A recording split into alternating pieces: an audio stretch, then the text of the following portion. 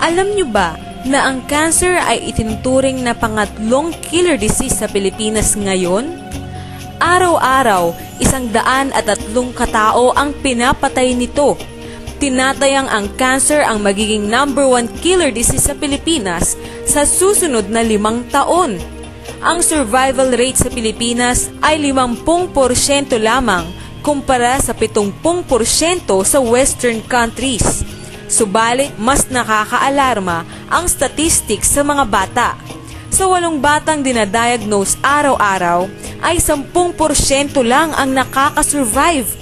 Ayon sa pag-aaral, 2,500 bata sa Pilipinas ang mamamatay ngayong taon dahil sa cancer.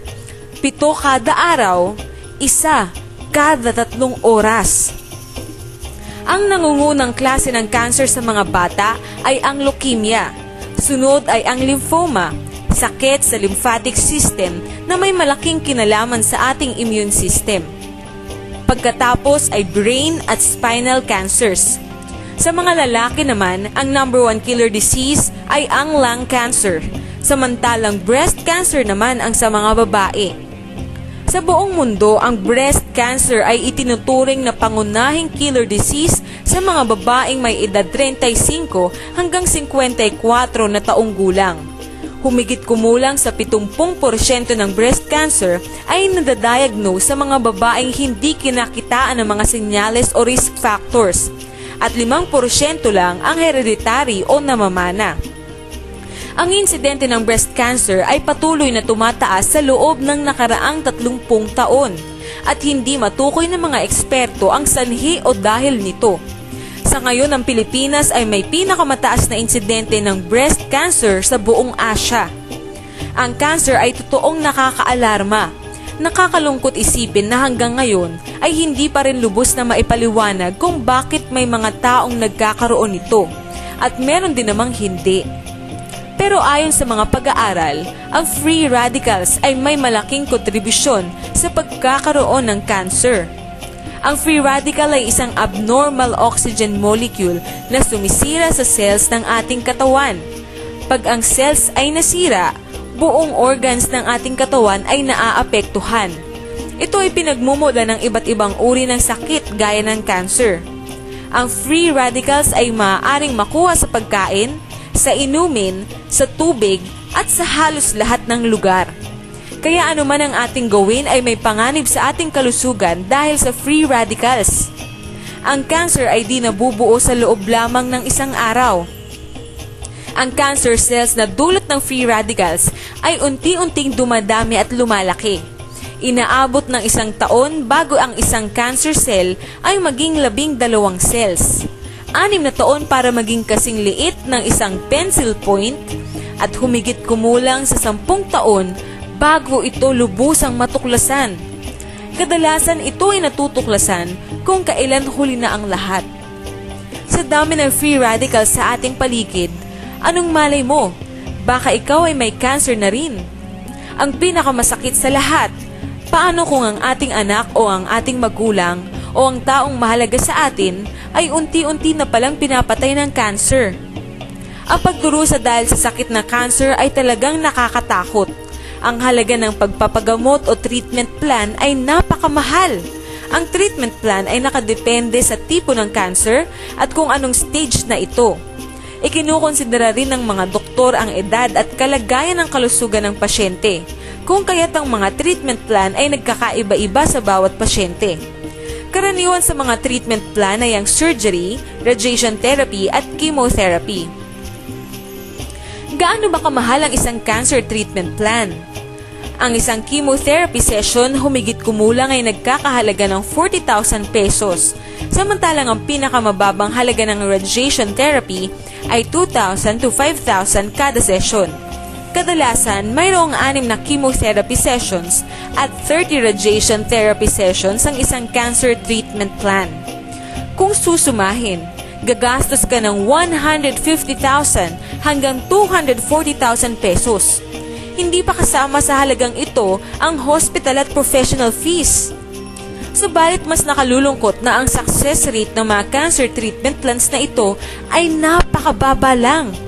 Kung maswerte man ang pasyente at nakasurvive, hindi pa rin siya makakatakas sa side effects nito. Hindi ba't masakit makita na ang isang mahal natin sa buhay ay hindi makakain dahil sa mouth sore? O nawawalan ng ganang kumain dahil sa pagkakaroon ng di pangkaraniwang panlas sa sanhi ng chemotherapy? Nagkakaroon ng dry at discolored na balat? Maaari rin silang magkaroon ng pamumula at pamamaga sa kamay at paa. Ang mga gamot ay nakapagdudulot ng sakit at mga pamamagang matagal gumaling. Hindi ba't masakit makitang unti-unting nalalagas ang buhok sa ulo, kilikili at kilay ng isang taong mahalaga sa atin? Ilan lang ang mga ito sa napakaraming side effects ng chemotherapy at radiation therapy. Bukod dito, matindi rin ang nagiging epekto ng pagkakaroon ng cancer sa emosyon at buhay ng pasyente, maging sa mga taong malapit sa kanya. Mahirap makita na ang iyong anak, magulang, kapatid o kaibigan ay nawawala ng dating sigla at napagkakaita ng isang normal na buhay. Hindi ba't ayaw nating magdusa dahil sa cancer? O makita man lang ang mahal natin sa buhay na naghihirap dahil dito? O ubusin ang ating buong kabuhayan para sa pagpapagamot? Kaya ang pinakamabisang paraan para hindi maranasan ang mga pagdurusang ito ay ang pagpigil sa cancer o cancer prevention. Inirekomenda ng mga doktor ang tamang pagkain, ehersisyo, pag-iwas sa mga carcinogenic chemicals o mga chemical na nagdudulot ng cancer at marami pang iba. Subalit nakalulungkot isipin na ang ating mundong ginagalawan ngayon ay hindi na rin ligtas. Ang ating mga kinakain gaya ng gulay at prutas ay may mga kemikal na nakasasama sa katawan. Maging ang hangin at tubig ay hindi rin ligtas dahil sa pollutants. Kahit saan tayo magpunta ay may panganib na nakaamba. Ito ang masakit na katotohanan. Lahat tayo pwedeng magka-cancer. Dalawa lang ang ating options. Una ay mag-ipon ng 150,000 to 240,000 pesos para sa di-tiyak na kagamutan. O uminom ng anti-cancer supplements. Sa dami ng mga supplements na nabibili sa merkado ngayon, bakit dapat nating piliin ang anti-cancer supplements? Simple lang, dahil sa pagpigil ng cancer ay napipigilan din natin ang lahat ng mga uri ng sakit. Ang simpleng sakit kapag hindi naagapan ay maaaring mauwi sa cancer. Napatunayan ng clinical studies na ang mga taong may mababang level ng vitamin E, vitamin C at antioxidants ay mas prone sa pagkakaroon ng cancer. Alam niyo ba na mayroong natural substance na mayaman sa mga ito?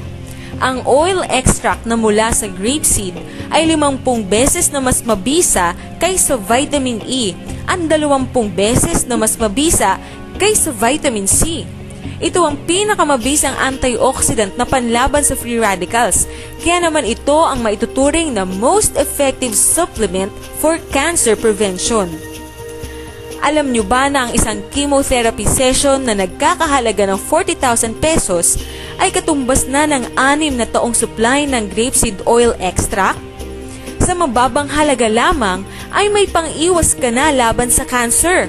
Panghihinayangan nyo ba ang ganoong kaliit na halaga kung ang katumbas ay isang subok na prebensyon laban sa sakit? Laban sa cancer? Mas gugustuhin nyo bang gumastos ng malaki at sayangin ang inyong buhay o ng inyong mga mahal sa buhay dahil sa pagdurusa sa cancer? Kaya bakit ninyo ipagsasapalaran ng mga sarili at ng inyong mga anak, magulang at mahal sa buhay na magdusa sa epekto ng cancer? Sa napakamahal na treatment at nakatatakot na side effects nito. Samantalang mayroon namang natural na paraan para maiwasan ang cancer. Hihintayin pa ba ninyong magka-cancer bago kayo kumilos? After all, prevention is always better than cure.